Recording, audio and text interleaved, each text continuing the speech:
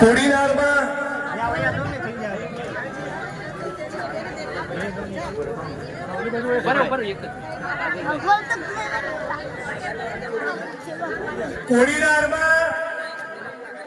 મહેશ મકવાણા નહીં, એક જ માણસ લૂંટ કરે છે, એક જ. મંચ ઉપરના સૌ સન્માનનીય સાથીઓ, 108 નહીં પણ 120 ની ગતિએ બેટિંગ કરનાર વાળા સાથી ધારાસભ્ય જો ને કેવો આમિર ખાન જેવો લાગે એવા ભાઈ શ્રી વિમલ ચુડાસમા, ગીર સોમનાથ કોંગ્રેસના પ્રમુખ શ્રી ભાઈ શ્રી બારડભાઈ, જેમણે આખા સૌરાષ્ટ્રમાં રંગ રાખ્યો એવા હીરાભાઈ જોટવા, કિસાન કોંગ્રેસના મારા લડાકુ સાથી પાલભાઈ આંબલિયા, અને જેમના ભાષણ વિશે એક જ વાક્ય કહેવું પડે, કાંઈ નો ઘટે એવા લાલજીભાઈ દેસાઈ. મંચ પર પૂર્ણ કાંડના પીડિત બાલુભાઈ, ઓડિયન્સમાં બેઠેલા એમના દીકરા વશરામભાઈ, અને આપ સૌ સમગ્ર કોડીનાર અને ગીર સોમનાથના જુદા જુદા વિસ્તારમાંથી આવેલા યુવાન મિત્રો, વડીલો, આગેવાનો, મારી બહેનો, માતાઓ અને સર્વ સમાજના લોકો, પોલીસના મિત્રો, મીડિયાના મિત્રો અને ગુપ્તચર વિભાગના સાથીઓ, તમે પણ આ બધાનું સ્વાગત કરું છું. વોટ્સઅપમાં ગઈકાલથી 6 મેસેજ આવીને પડ્યા છે. મેસેજ નંબર 1, આ બધું જ ગીર સોમનાથ કલેક્ટર તંત્ર માટેનું લેસન છે. આ લેસન મને કોઈકે મોકલી આપ્યું છે. મેસેજ નંબર 1, તાલાલા તાલુકાના ઉમરેઠીમાં આવેલ સિંચાઈ વિભાગ ડેમમાંથી રિયોન અને GSL કંપનીને પાણી આપવામાં આવે છે. પાણી પેઠે 750 કરોડ રૂપિયાની રકમ કલેક્ટર તંત્રે એમની પાસેથી ઉઘરાવવાની બાકી છે. તંત્રમાં પાણી નહીં હોવાના કારણે આ ઉઘરાણી કરતા નથી. મેસેજ નંબર 2, હિરણ નદીમાં કલેક્ટર તંત્રની મીઠી રહેમના કારણે એટલું ભયંકર પ્રદૂષણ ફેલાયેલું છે કે ગીર સોમનાથના કેટલાક મિત્રોએ એ નામદાર ગુજરાત હાઈકોર્ટમાં જાહેર હિતની અરજી દાખલ કરવી પડી. મેસેજ નંબર 3, ગીર સોમનાથ જિલ્લાના તાલાલા તાલુકાના ગીર અભયારણ્ય વિસ્તારમાં અનેક ગેરકાયદેસર ફાર્મ અને રિસોર્ટ ચાલુ છે. જિગ્નેશભાઈ, સમયની અનુકૂળતા મળીએ સરકારી તંત્રના, કલેક્ટર તંત્રના પાપ વિશે 240 પાનાની PDF તમને મોકલી આપીશ. મેસેજ નંબર 4, ગીર સોમનાથના તાલુડા નગરપાલિકાની હદમાં આવેલ ઘણા બધા કોમ્પ્લેક્સ એપાર્ટમેન્ટ બિલ્ડિંગ એ પરવાનગી વગરની ઊભી કરેલી રેસિડેન્સી છે, અને તમામ જગ્યા ઉપર મોટા મોટા કોમ્પ્લેક્સ એપાર્ટમેન્ટ બિલ્ડિંગ ધમધમી રહ્યા છે.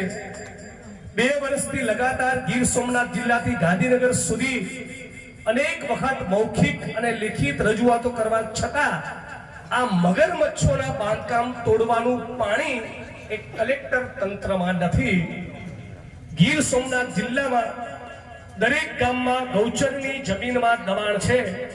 ઘણા ગામોમાંથી ગૌચરમાં થયેલ દબાણો ખાલી કરાવવા માટે અનેક લેખોએ રજૂઆત ગીર સોમનાથ જિલ્લા કલેક્ટરને કરેલ છે, પરંતુ આજ દિન સુધી ખાલી કરવામાં આવતી નથી. અને સૂત્રાપાડા તાલુકાના લોઢવા અને પાદરુકા ગામમાંથી ગૌચરની જમીન ખાલી કરીને GSL કંપનીને 500 વીઘા જમીન આપી દેવામાં આવી છે. કલેક્ટર તંત્રમાં પાણી હોય તો આ પણ ખુલ્લું કરીને બતાવે. અને મેસેજ નંબર 6, ગીર સોમનાથ જિલ્લામાં ચાલતી ઘણી બધી કંપનીઓ લાઇમસ્ટોનની લીજોમાંથી ખનીજ કાઢી રહ્યા છે. ગીર સોમનાથ કલેક્ટર તંત્રમાં તાકાત હોય, એમનામાં પાણી હોય તો આ ઇકો સેન્સિટિવ ઝોન, અભયારણ્ય અને સમગ્ર વિસ્તારમાં ચાલતી આ ગેરકાયદેસર ખાણ ખનીજ બંધ કરીને બતાવે. એટલું જ કહેવા માટે પાલભાઈ, લાલજીભાઈ હું આવ્યા છીએ. કે ગીર સોમનાથ અને ગુજરાત એ ગીર સોમનાથની અને ગુજરાતની જનતાનું છે. કલેક્ટર તારા બાપની પેઢી નથી અને તારા જેવી કંઈક 1400 ને સીધી કરવા જ અમારો જન્મ થયેલો છે. અને આ પાલ આંબલિયા, લાલજીભાઈ અને જિગ્નેશભાઈ એ ગીર સોમનાથની માટીની સોગંદ ખાય છે કે મારામાં પ્રાણ રહ્યા ત્યાં સુધી આ વિસ્તારની અંદર જેણે પણ મહેશ મકવાણાનો વાળ વાગો કર્યો, ભૂરાભાઈનો વાળ વાગો કર્યો અને જેમણે પણ ખેડૂતોને બરબાદ કર્યા છે, તમારી છઠ્ઠીનું ધાવણ યાદ ના કરાવું ને, મારું નામ પણ જિગ્નેશ મેવાણી. એ શેની તમને ચરબી ચડી છે? શેનો ફાટવા ચડ્યો છે? હે કલેક્ટર તંત્ર એટલે કઈ મોટી તોપ છો? ધારાસભ્ય હોય, સંસદ સભ્ય હોય, કેબિનેટ મિનિસ્ટર હોય, આઈએસ હોય કે આઈપીએસ હોય, બધા જનતાથી મોટું કોઈ નથી. એ વાત આપણે જનતાએ સમજી લેવી પડશે. આ છે 6 મેસેજ જે મને પહોંચ્યા, જેનું મેં પઠન કર્યું, અને આરજી જે રામભાઈ એસ સોલંકી એ પાલભાઈએ વાંચી. કલેક્ટર તંત્રમાં પાણી હોય તો ચાલો કોડીનારની બજારમાં વિમલ ચુડાસમા અને જિગ્નેશ મેવાણી તમારી જોડે આવશે. તાકાત હોય તો ગેરકાયદેસર બાંધકામ દૂર કરીને બતાવો. તાકાત હોય તમારામાં તો ગેરકાયદેસર ખનનના કામ બંધ કરીને બતાવો. ભગાભાઈના પોતાના ગામ બાદલપરાની અંદર મશીનો પહોંચ્યા તંત્રના, અને પછી તપાસ કરતા, માપણી કરતા ખબર પડી કાં તો પાકા અને સાચા મકાનો છે, અને પછી એ મશીનો પાછા ગયા. સાથીઓ, હું આજે ભાષણ કરીને જતો રહીશ. પાલભાઈ, લાલજીભાઈ બધા મિત્રો જતા રહેશું. અહીંના કલેક્ટર, એસપી બધા બદલાશે, પણ ગીર સોમનાથ અને કોડીનારનો ઇતિહાસ લખાશે ને તો એમાં ભૂરાભાઈ અને મહેશ મકવાણાનું નામ લખાશે.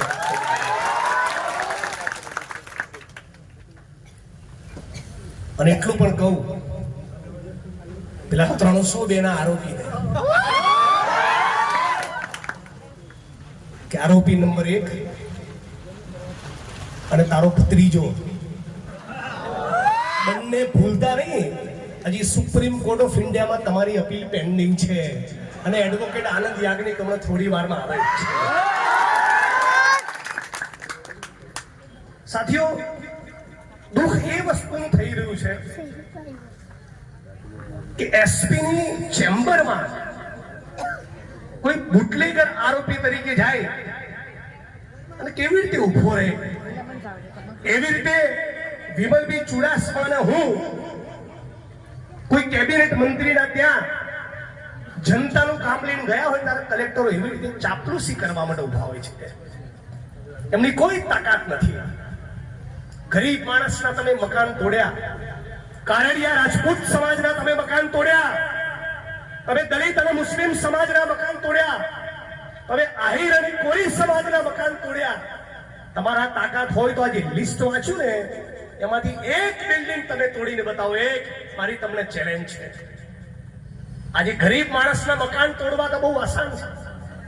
અગ્નિકાંડમાં નાની માછલીની ધરપકડ કરવી એ બહુ આસાન છે, પણ ભડવીર તો એને કહેવાય કે કોઈ કેબિનેટ મિનિસ્ટરના દીકરાનું ગેરકાયદેસર મકાન હોય અને એની પર બુલડોઝર તોડે, એની પર બુલડોઝર ફેરવે, તો હું ગીર સોમનાથની ધરતીમાંથી કલેક્ટર અને એસપીને હું સલામ કરું કે વાહ દોસ્ત વાહ, તારામાં પાણી છે.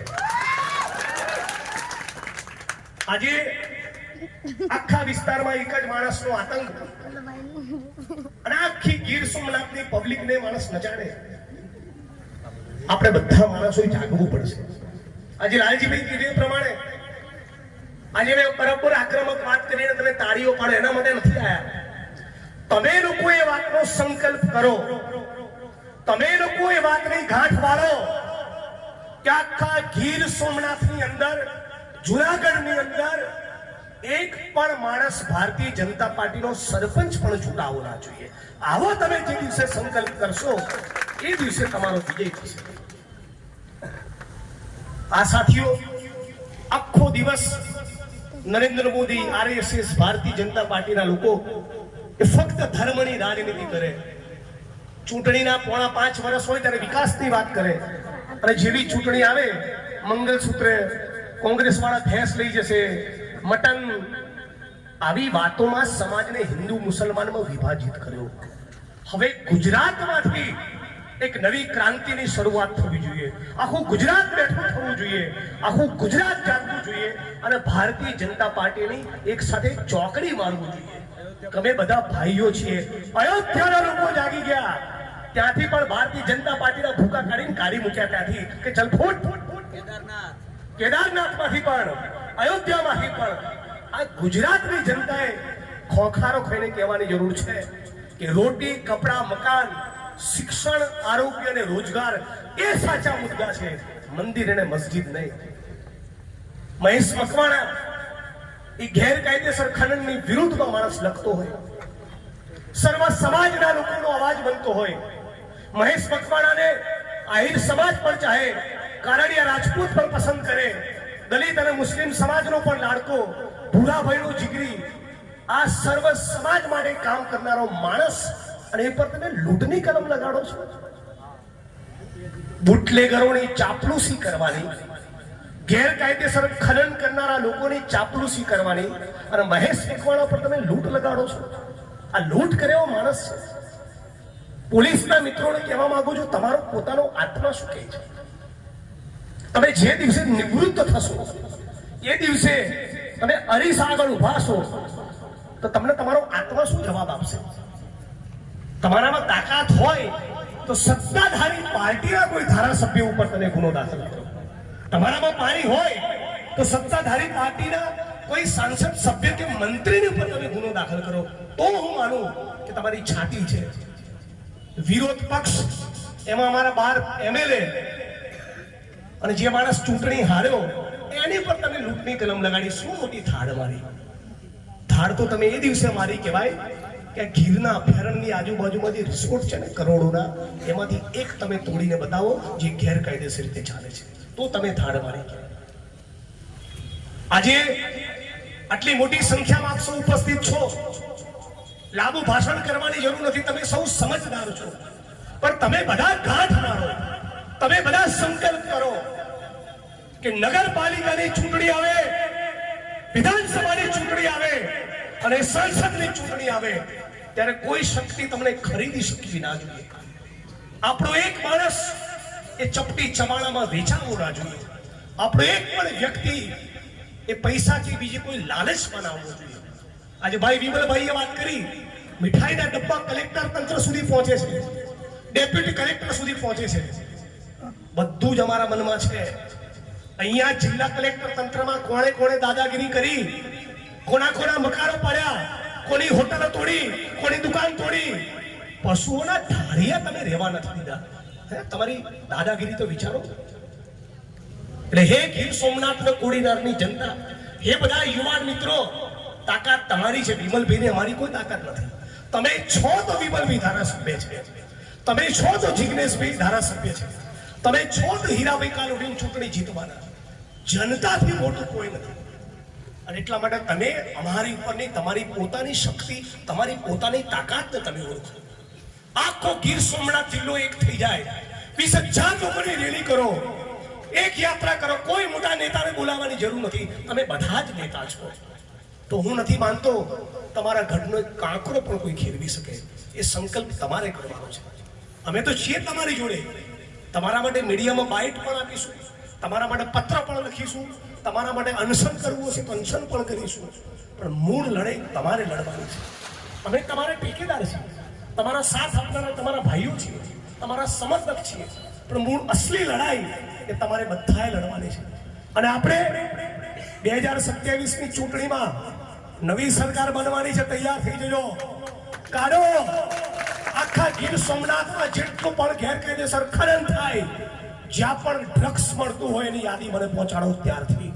જ્યાં પણ દારૂના જુગારના અડ્ડા ચાલતા હોય એનું લિસ્ટ બનાવવાનું શરૂ કરો. અમને પરસો પાડવાનું ચાલુ કરી દઈએ. ના શું પાડે? આ રાડ પાડી જવા જોઈએ તમારાથી, ખાલી નેતાઓના લીધે નહીં. તમારી પોતાની શક્તિને નહીં ઓળખો તો કોઈ નેતા તમને નહીં બચાવે, તમે જ નેતા છો, તમે જનતા જનાર્દન છો, નેતાથી મોટું કોઈ નથી. આખા ગીર સોમનાથનો કારડિયા રાજપૂત, આખા ગીર સોમનાથનો આહિર સમાજ, આખા ગીર સોમનાથનો દલિત મુસ્લિમ કોળી પટેલના માલધારી, આ તમે બધા એક થઈ જાઓ, બધા કલેક્ટર ફલેક્ટરના ચણા મમરાઈ ના આવે. એટલે શક્તિ તમારી ઓળખો. આટલા બધા મુદ્દા કેમ કલેક્ટર તંત્રની તાકાત નથી અમે એક કામ કરવાની? મને એક મિત્રએ કહ્યું એટલા માટે જિગ્નેશભાઈ તાકાત નથી કે થોડા દિવસ પહેલા ભારતીય જનતા પાર્ટીના એક મંત્રીના પુત્ર એ રાશનના કૌભાંડમાં પકડાયા અને એમાં કલેક્ટર તંત્રે 85 લાખનો તોડ કર્યો છે. પછી તમારામાં શું ઓકાત હોય? 85 લાખ રૂપિયાનો તોડ એ રાશનના કૌભાંડને દબાવવા માટે કર્યો છે. નિયમિત તમે ગેરકાયદેસર ચાલતા ખાણ ખનીજના અડ્ડામાંથી લાખોની કરોડોની તમે નોટ બનાવતા હોય,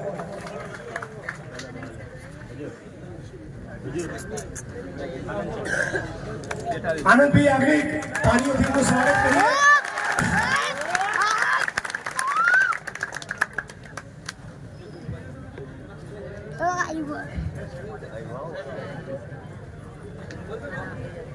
આનંદ માટે જબરદસ્ત તાળીઓનો આવકાર થઈ જાય.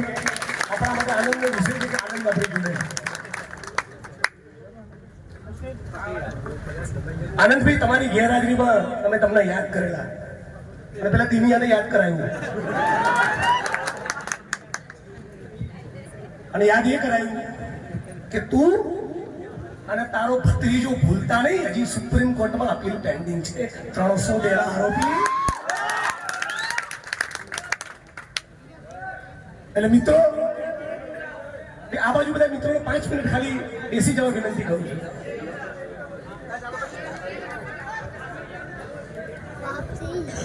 જિગ્નેશભાઈ, અમે તળપદી ભાષામાં દીનુને પપ્પી કહીએ છીએ. અમે તળપદી ભાષામાં દીનુને કહીએ છીએ પપ્પી. અને હજુ સુપ્રીમ કોર્ટે એને આપે સાચું કહ્યું, પપ્પી કરવાની બાકી છે. આ બાજુ મિત્રોને 5 મિનિટ ખાલી બેસી જવા વિનંતી કરું, ખાલી 5 મિનિટ માટે.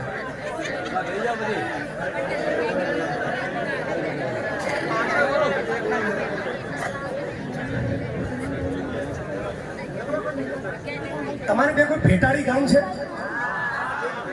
હાલ આ પેલા 6 વોટ્સઅપના મેસેજ વાંચ્યા અને મારી વાણીને વિરામ આપતો તેની પહેલા આ 7મો વોટ્સઅપમાં મેસેજ આવ્યો કે ભેટાડી ગામમાં ગુજરાત કેમિકલ્સ નામની કંપનીને 400 વીઘા ગૌચર એક મંત્રીના ઈશારે એક કલેક્ટર તંત્રે પધરાવી દીધું છે.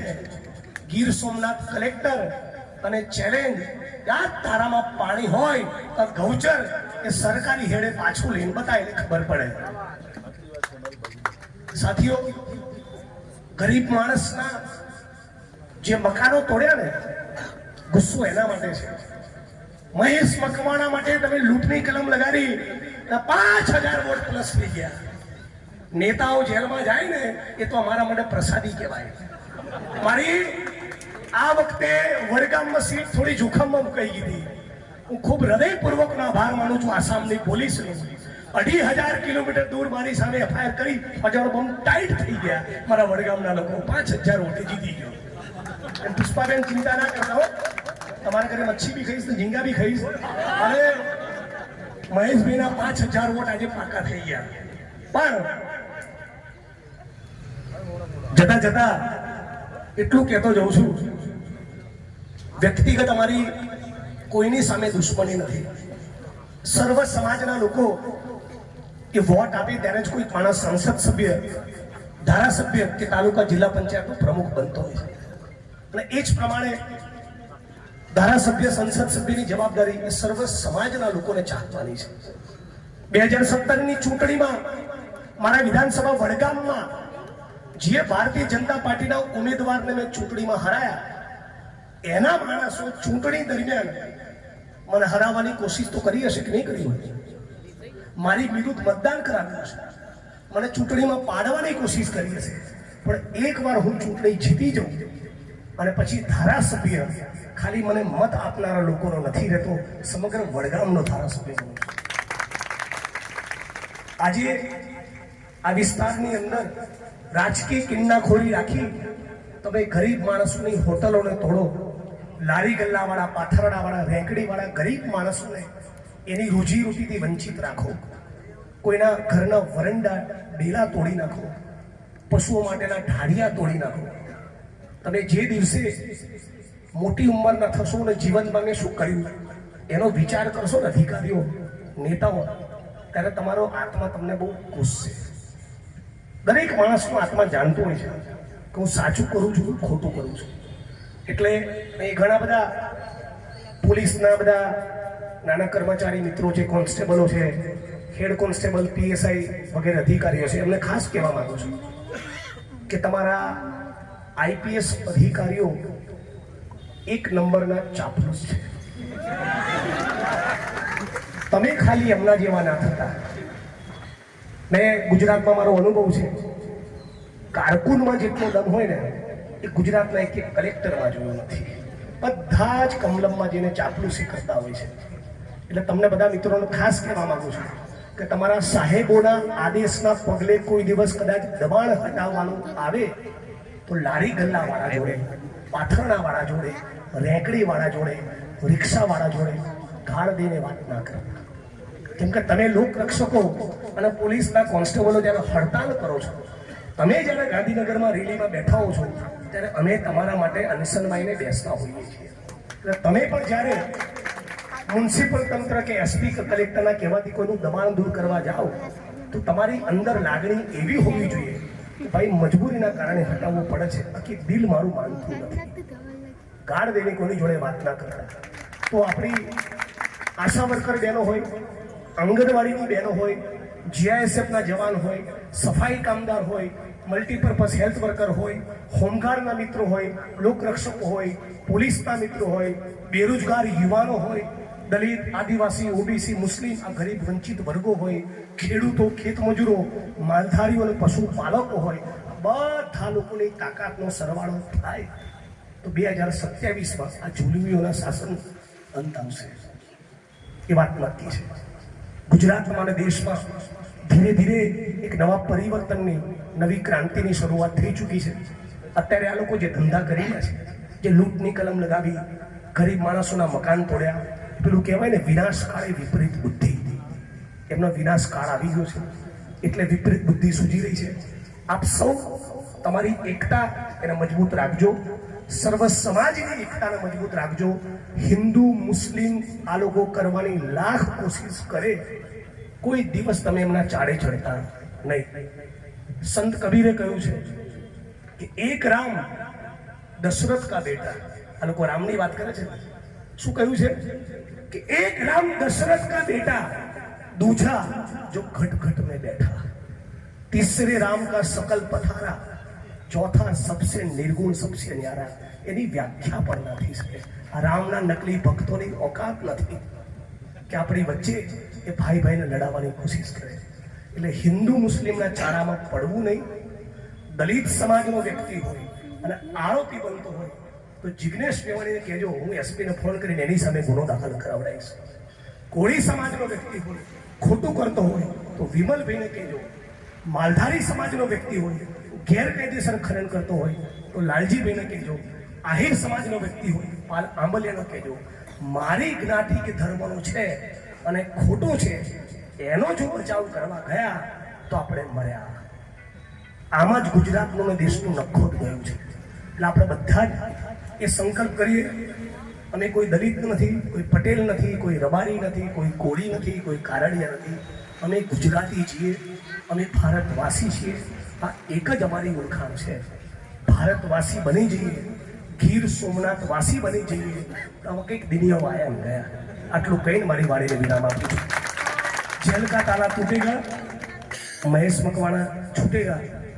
એમણે લખ્યું છે ચિઠ્ઠીમાં કે હજી આપણી FIR લીધી નથી. એનો જવાબ વકીલ સાહેબ આનંદભાઈ આગળ આપશે. આપ સૌએ મને સાંભળ્યો એ બદલ આપ સૌનો ખૂબ ખૂબ આભાર. ફરી તમારી વચ્ચે આવીશ, પણ એ પૂર્વે હું WhatsAppમાં એક પોસ્ટર બનાવી એક નંબર કોડીનાર અને ગીર સોમનાથ માટે હું 2-3 નંબર જાહેર કરીશ. એ 2-3 નંબર ઉપર કોડીનારમાં ગીર સોમનાથમાં ચાલતા તમામ દારૂના અડ્ડાની યાદી મને મોકલો, તમામ જુગારના અડ્ડાની યાદી મને મોકલો, ક્યાં ક્યાં ડ્રગ્સ વેચાય છે એની યાદી મોકલો, ક્યાં ક્યાં ગેરકાયદેસર દબાણ અને બાંધકામ છે એની યાદી મોકલો, અને ક્યાં ક્યાં ગેરકાયદેસર ખનન થાય છે એની યાદી મોકલો. આમને છઠ્ઠીનું ધાવળ યાદ ના કરાવીએ. તમારું નામ બી જિગ્નેશ મેવાણી નહીં. જય ભીમ. જે સંખ્યામાં એ ઉપસ્થિત થયા એના કરતા 4 ગણી તાકાત સાથે આજથી 5 દિવસ પછી 6 દિવસ પછી તમે તારીખ નક્કી કરો અને આ મંચ પરના નેતૃત્વમાંથી જેટલા પણ લોકો આવી શકે બધાની હાજરીમાં આ ઓટલો તૂટે ને તૂટે અને ગરીબનું ઘર ના તૂટે એના માટે તમે કલેક્ટર કચેરી સુધીની યાત્રા કે રેલી પ્લાન કરો અને આનાથી 4 ગણા લોકો આવો તો જ મતલબ થશે કે તમે સાચા અર્થમાં ભૂરાભાઈ, રફીકભાઈ અને મહેશ મકવાણા માટે લડવા માંગો છો. બાકી એનો મતલબ એ કાજીની સભા પૂરી થઈ અને જો આપણે ઘેર જતા રહ્યા તો વાતનો મતલબ નહીં રહે. ફરી કહું છું, કલેક્ટર કચેરીએ આનાથી 4 ગણી મોટી સંખ્યામાં 5-7 દિવસ પછી કાર્યક્રમ રાખો.